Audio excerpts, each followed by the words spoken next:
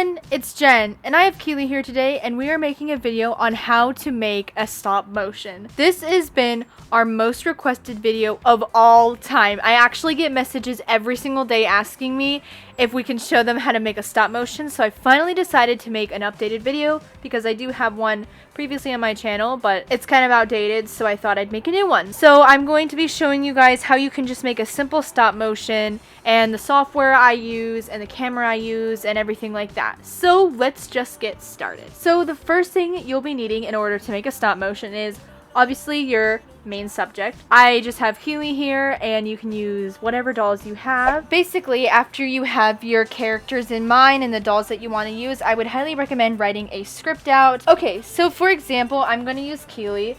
So I would write Keely, the character, and just write down what she's doing. So Keely walking on sidewalk. So now you have your character's action. The next thing I would do is start writing down dialogue. So if she says anything, just write down what she's going to say. And you can also type this. It might be a lot easier to type it on like Google Docs or something and print it out. Keely's walking on the sidewalk and says, "Wow, it's a hot day out."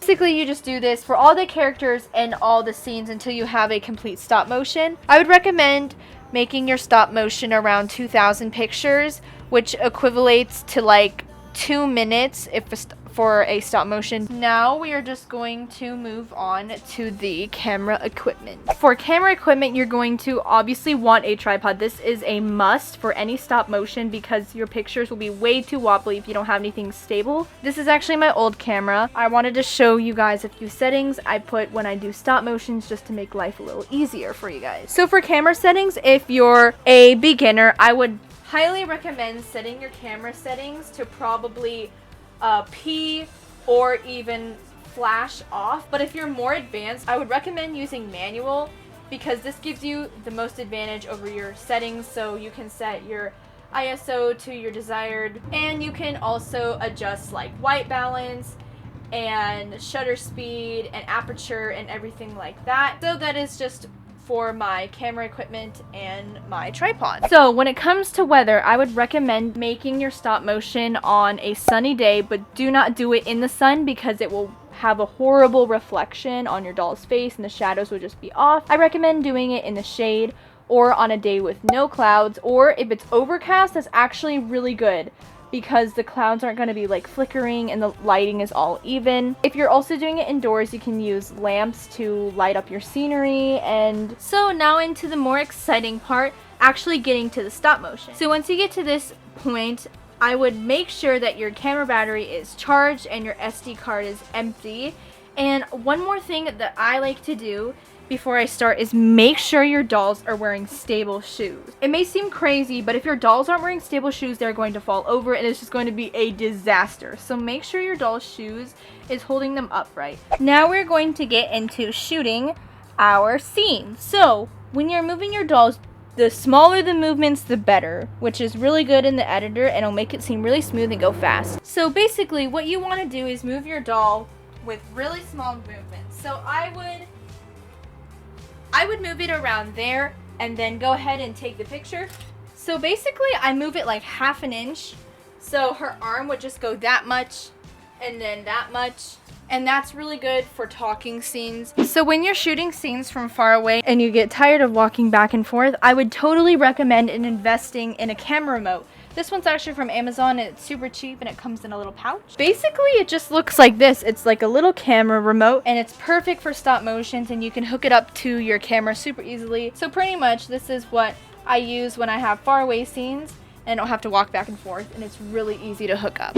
Also, I would recommend you switching your lens to manual focus mode. So in manual focus mode, it allows you to adjust the focus ring by yourself, but if you put it in auto, it's a lot harder to turn the ring because then you just press the shutter to focus it. So now we're just gonna go ahead and start shooting. Okay, there are different ways to move your doll when shooting a stop motion, when they're talking or walking or when they're blinking. When I make my dolls talk, I usually move their hands either out and in, or I like to move them to the side and in. So for walking scenes, I just like to move my dolls just like here and then straight. But if you move it really small, and then just take the picture each time, it's a lot easier. Also, I get a lot of questions on how I tuck my doll's eyelashes in. Again, you just take one corner and push it down in the eye socket, and you do the same for the other eye.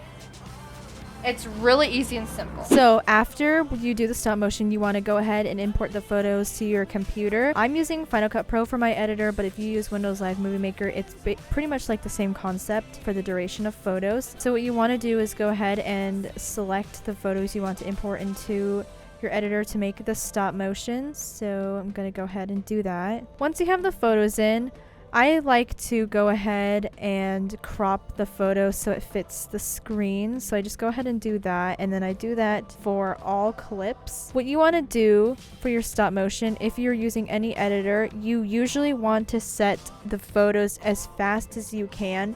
So I hit Control D and these numbers pop up, and I type in 2 and it just pops up 02.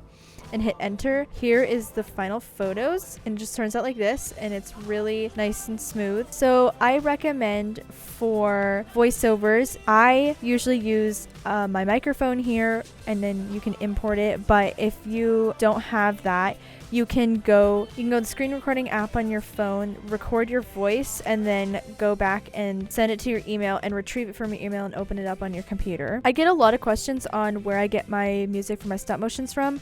I usually like to get them from Mr. Suicide Sheep and other non-copyright channels. Another really helpful tool is the YouTube audio library. It has so many non-copyright wonderful songs, and they also have sound effects. Also, if you want a particular song and you're not sure how to download it, but you want it off of YouTube, you type in the song you want. So you're gonna select it and you're gonna copy the link, and then I use this website called youtube2mp3.org. Paste in the link and convert the video, and then you can download the song, and it'll only download the audio track so you can use it in your stop motion. So basically that was all the things on how to make a stop motion, and I hope you guys found these tips helpful. If you have any questions, feel free to leave them below because I know there's a lot in this video. But thanks so much for watching, and I hope you guys have a wonderful day. Traffic in my life.